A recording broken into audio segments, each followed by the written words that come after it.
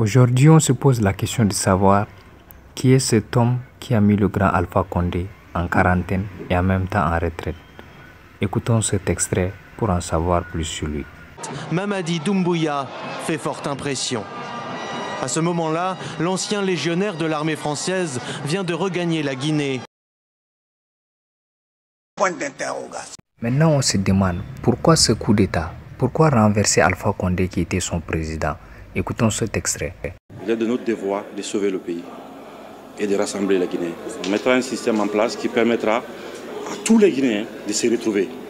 Parce qu'un système qui n'est pas inclusif, c'est un système qui ne sera pas fait sous la paix. Quand on écoute tout ça, on ne peut qu'être content. Maintenant, on va savoir un peu plus sur son parcours en bref.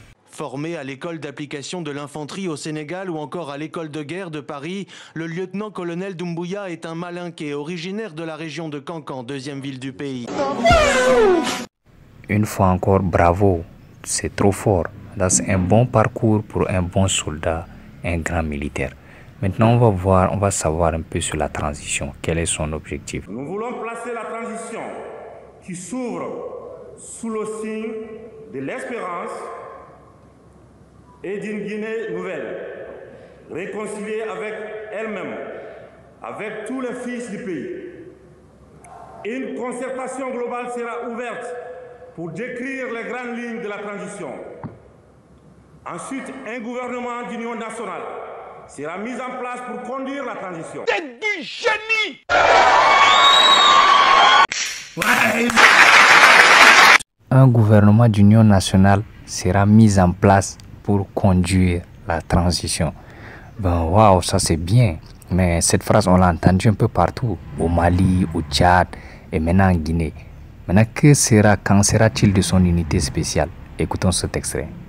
Mamadi Doumbouya ayant exprimé sa volonté d'autonomiser l'unité spéciale qu'il dirige vis-à-vis du ministère de la Défense.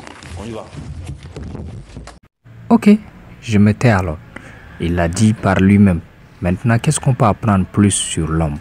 C'est quelqu'un qui a débarqué avec son expertise, son expérience. Il a mené plusieurs opérations en Afghanistan au compte de l'armée française. C'est quelqu'un qui est opérationnel, s'il faut le résumer. Ah bon? Donc en un mot, c'est l'homme qu'il faut, à la place qu'il faut pour cette transition en Guinée alors. Mais je me pose une question. Si cet invité du journal n'est pas en train d'aller un peu plus vite que la musique. Le président de la transition, M. Doumbouya, est partout avec le drapeau de son pays, tel un vrai patriote. Maintenant, nous allons le voir.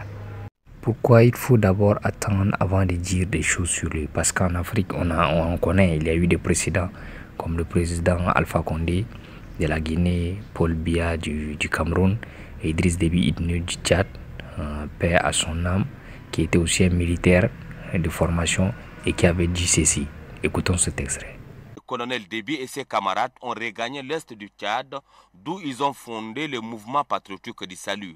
Quelques mois plus tard, les troupes du MPS remportent des victoires sur les forces de Hissène Habré et progressent lentement mais sûrement vers la capitale. Fin novembre 1990, les taux se resserrent autour de Hissène Habré qui quitte précipitamment le pays le 1er décembre 1990. Les hommes du colonel Déby marchent sur la capitale N'Djamena par la voie principale de Goudji.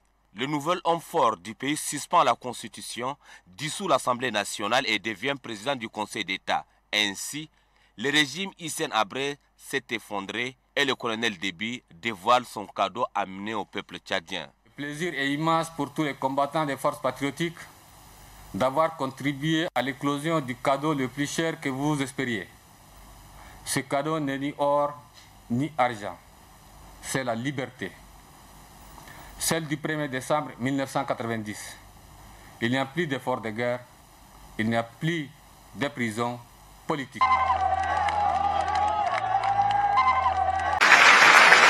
Cadeau le plus cher, ni or, ni argent, mais la liberté. C'est de quelle liberté on parle? À quel prix?